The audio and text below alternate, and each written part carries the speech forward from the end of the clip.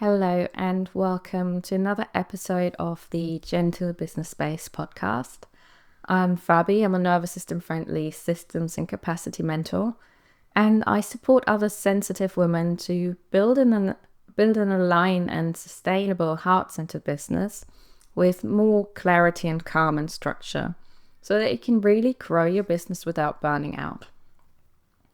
And today I wanted to talk about what we can do when we don't feel inspired, especially when it comes to creating content. That seems to be kind of that part where this comes up a lot. It seems to be quite a common theme, and I used to really struggle with it as well. And this episode, when I kind of took notes for it, it turned into, even though this kind of what can we do when we don't feel inspired is the theme and the topic of it, there's lots of little practical tips of how can we make this easier as well. And I think a lot of it kind of applies as well to, when we don't feel inspired for offers or for connection, or when we just feel a little bit stuck. But we're going to talk mainly about content, because it's just quite a common topic that comes up. And first of all, I wanted to say it's completely normal to not always feel inspired. We can't always feel inspired. And especially as someone with a more sensitive nervous system, that pressure to always be on, to feel inspired, to come up with new ideas, new content, can very quickly lead to burnout. It's quite tiring. It's quite a high demand to always think of something new, to always be in that spring energy. So I think one of the biggest issues is that we often don't have a plan. And, maybe this sounds familiar to you. You wake up every day wondering, what can you post? What can I post today? I need to post something. What can I share? And for a while, especially when you're inspired, you have that new energy, that feels really easy. You wake up, you have an idea, you can share it, you have an image for it, and you just post it. But after a while, you might get that feeling, that heavy feeling, dreading it. What can I possibly post now? What can I share today? Oh, I need another post. Oh, I need to, everyone says I need to be visible. What can I share? And it's kind of like starting over every single time again. And that can take up it can also take up loads of headspace, where we want to focus we're not content creators. We want to focus on delivering our offers and actual client delivery. And we're not content creators. So this can but it takes up so much headspace to think about every single day, what can I post now? So no wonder we end up feeling fed up and tired, not liking social media, and even feeling burnt out. So we can't constantly be inspired. It's that when I talk about in other episodes about that seasonal approach of doing, resting, creating, we can't constantly be on. We need time to withdraw, to get inspired again, to rest, to reconnect. It's like our nervous system is constantly on. So most of what I do is about simplifying. My work with mentoring, as well as a VA, it's about simplifying and making things easier for ourselves, finding ways to make things easier. And part of that is having structures and plans in place. And as I said, a lot of the times when it comes to creating content, we often don't have a plan. So one of these structures that we can put in place is having, pre-planning content. And I'm the biggest fan of batch creating content and repurposing content. I've done a whole other episode on batch creating, if that's, if you're interested in that. But focusing on repurposing content, instead of thinking for every single post, oh, what could I share today? You want to instead start to focus on creating one bigger piece of content. So like a blog post or video or podcast episode. and you share something that is meaningful to you in your own words, your own opinion, something that inspired you, something that could be helpful for the people you work with. But instead of just creating it once and then sharing it once, you put all that effort into a long piece of content and then it disappears within seconds. I would want to invite you to have a look on how can you repurpose the same piece of content. So a video or podcast can turn into a blog. From a blog, you could take sections out and share them. You can use elements in emails, and you can create quite a few posts from just one long piece of content. So this can go on for ages. So, you could probably create a good 2 weeks worth, or depending how often you post, even a month's worth of content. So from one piece of content that you felt inspired to share, you can create multiple pieces. These can be posts, reels, carousels, depending on what you have time and capacity for. I think that's something important to always consider as well. So this is about creating pieces in a simpler form when you feel inspired. And once you know your bigger pieces of content that you want to share, you can create a content plan. A simple spreadsheet or Google Calendar. Write down what you want to share and then pre-schedule it. I think that's a really big and missing piece, pre-scheduling. So we don't post on the day, don't have to every single day post something, even if you might have made a plan and then still have to post it every day. Pre-scheduling will save you so much time. There are so many scheduling tools out there like Buffer or within Canva or Facebook, there's loads.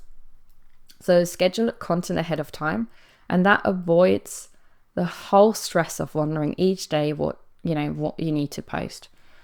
Even if you have an idea what you have to post, there's still that reminder, I still haven't posted it today. Or, things come up and it just does get forgotten. So that kind of takes this whole headspace clear. I've scheduled for a week's worth of content, 2 weeks worth of content, whatever you have capacity for. And you don't have to think about this all the time. Without a structure, that regular posting or sharing can be really difficult. And I know that fear that a lot of people express around this is, but it's not in the moment. It's not connected if I don't share it in the moment. Or you might think or have seen with, the bigger accounts that it looks like they're always sharing in the moment. It most likely isn't the case. They're pre-planned, they're known, certain event is coming up on a certain date, and they thought about what can I post about it. They haven't necessarily shared that in the moment. So a lot of the time it is pre-scheduled content. So don't try to compare yourself and think, but they're all doing it in the moment. It just feels like it. But I think that shows really nicely that you don't have to share it in the moment for it to feel like it's current or present or current thought. Most things are planned ahead in order for it, in order to have a sustainable business. So you don't need to share it in the moment. The content, I really believe that, the content will reach people when they need to hear it, when they need to see it.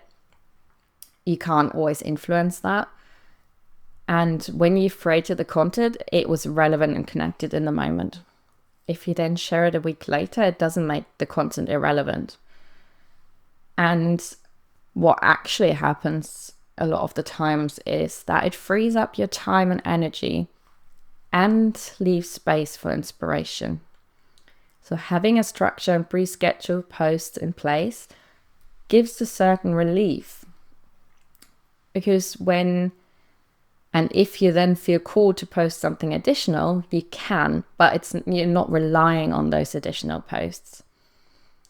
It's something extra. There's a structure, things are going out, and if you feel called to post something else or something has come up in the moment, you can share that additionally, but without the pressure. And so what helps me when I create the bigger posts, and coming back to, that was a bit of the structure piece. Now coming back to the inspiration piece. So what helps me when I create the bigger posts of content, or, thinking about what can I share, and I don't know what to share, is having a list of ideas. First of all, thinking around, you want it to be relevant. So whatever you're sharing needs to be around an offering or something that you don't just want random posts. So you want to, pick things out of your offerings. So it can be elements that you're sharing from offerings, can be, part of this week we've done this. So there's a lot of that, but beyond that, obviously all within, you want to kind of think of the themes of your offerings and what you're all about. But then having a list of ideas. And this makes a huge difference. It sounds so simple, but we often don't do it. So instead of having an idea and then you're kind of trying to remember it, and then once you actually come to creating a post, you've forgotten about it. So whenever I have an idea, I write it in my notes on my phone, or I have a list on my computer in Asana. But it could be a Google Doc, it could be, little post-it notes, whatever system, little system works for you. You can really create your own little system. There's no right or wrong. I think sometimes we look for this perfect system to, how can I capture all my ideas?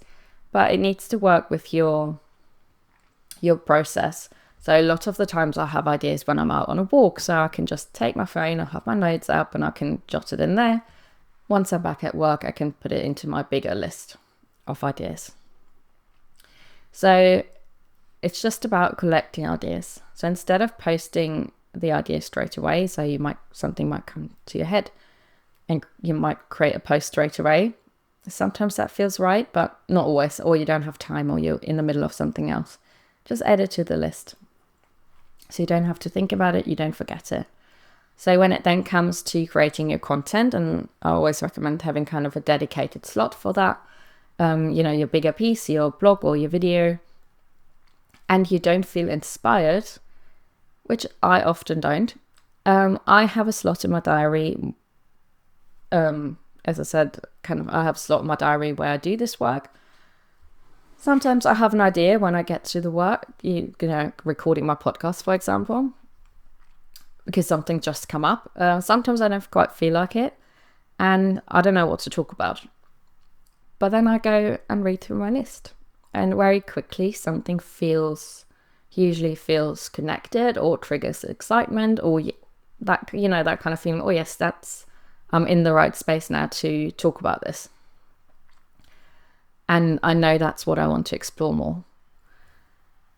So I take time to then explore this, to write content around it, and to record this longer piece, which I can then separate into lots of smaller pieces. And even though some of these will be shared maybe 2 or 3 weeks later, it doesn't make the content irrelevant.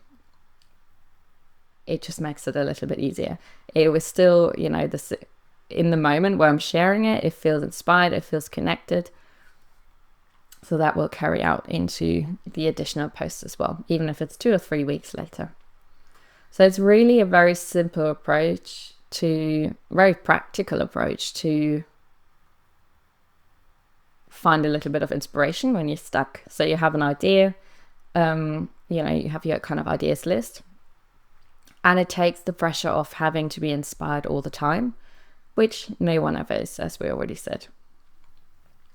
And another element, of course, is to do more things that actually inspire you.